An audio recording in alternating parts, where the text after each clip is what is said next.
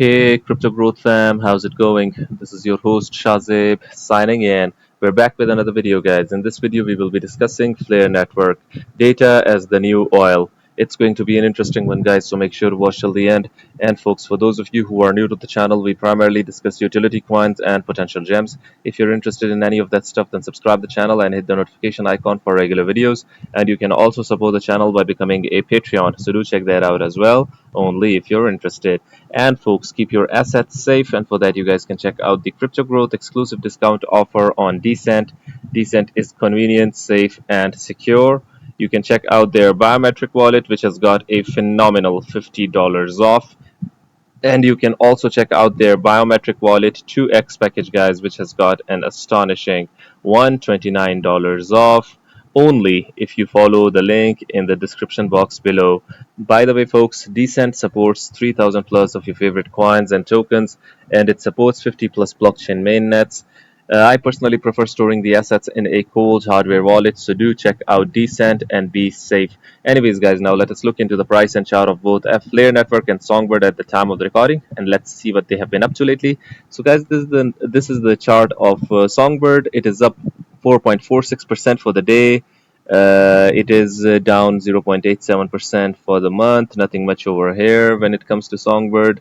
If you look at Flare, guys, Flare is down 21.53% for the month. It is up 0.29% for the day. All-time chart, guys, you know that both of these assets are testing some crucial support levels for a while now.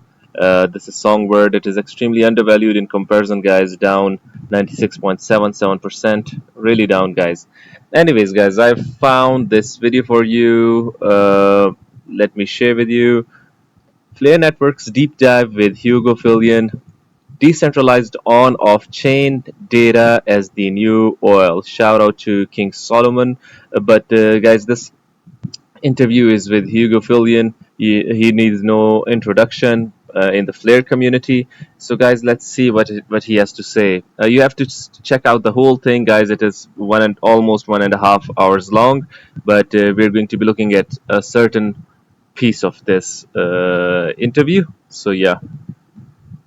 Can you maybe just reiterate or emphasize the importance of how you guys have set up bridging assets into the Flare ecosystem in a way that is like fundamentally different from what else exists out there? Maybe in as layman's termy as we can maybe get here. So I think again, it's about economic security, and ultimately, I'm focused on these non-smart contract assets with DF assets. I think I'll try to kind of break it down a bit further, which is. And I'm putting aside ZK type bridges at the moment. And I'll tell you for a very simple reason why I would put those aside is because there's no way to prove what fork you're on with a ZK network. So if you, like, let's say Bitcoin forks, how could you prove that you're making a proof from the most supported fork? And so I think that's a fundamental issue that ZK has at the moment that, is unresolved. And that's why we've chosen as a network to remain with attestations as opposed to move to ZK, because those attestations are driven by stake, right? They are driven by how much money is sitting behind Flare and how much value is at risk of choosing of either giving bad data or giving the wrong fork.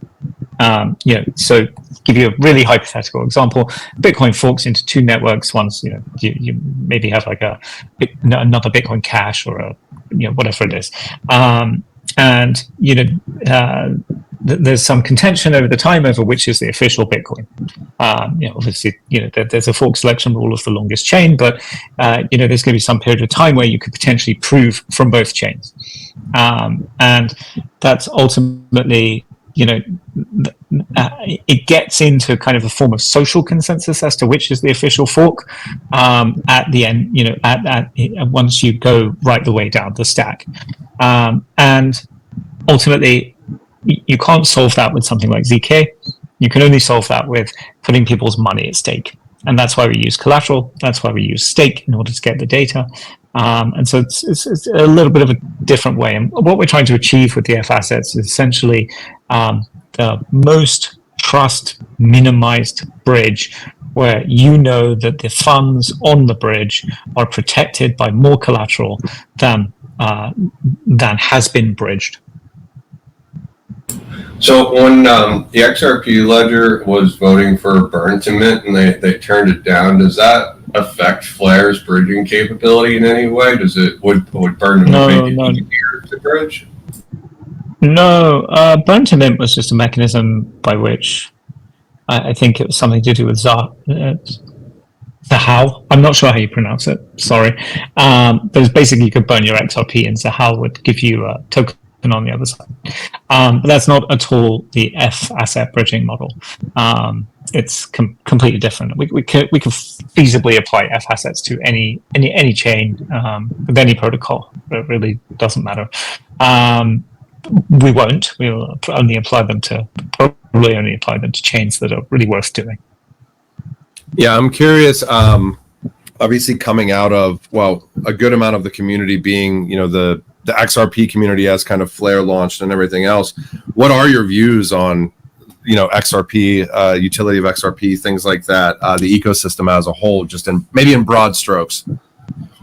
So I've always, I've been fairly strident with my views, and trying to turn over a new leaf and not make cast aspersions on other ecosystems, XRP included. But at the same time, I think we're building towards being able to use XRP with DeFi, with lend your XRP, take perps positions in your XRP. Buy assets with your XRP that you can't buy on main chain. Put your XRP in a DEX so you get liquidity incentives, things like that. So full fundamental DeFi ecosystem. I think with XRP, the fundamental use case of XRP, which is this bridge asset between two real world currencies, I think it's materialized somewhat, but not enough.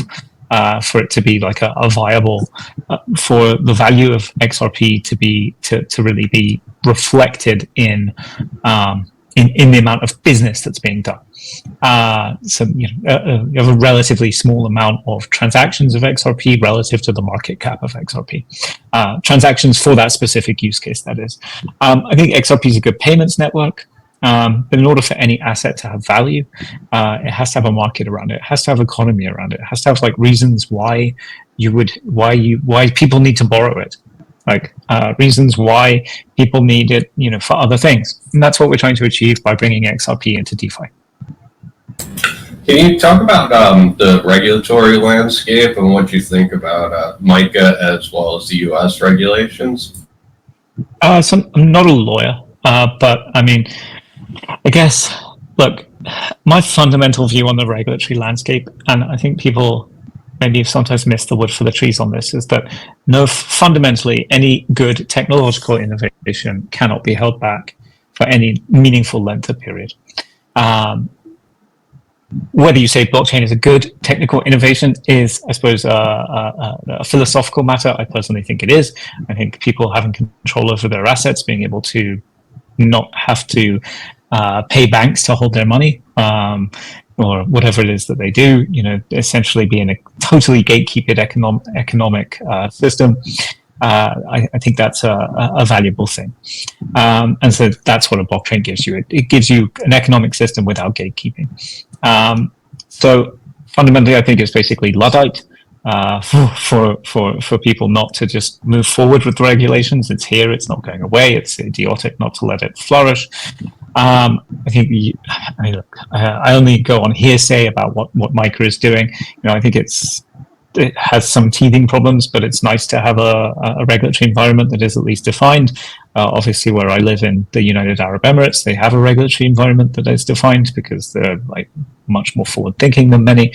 They're also they also not the issuer of the world's largest reserve currency, for which you can see you may not necessarily want competition for people holding that currency.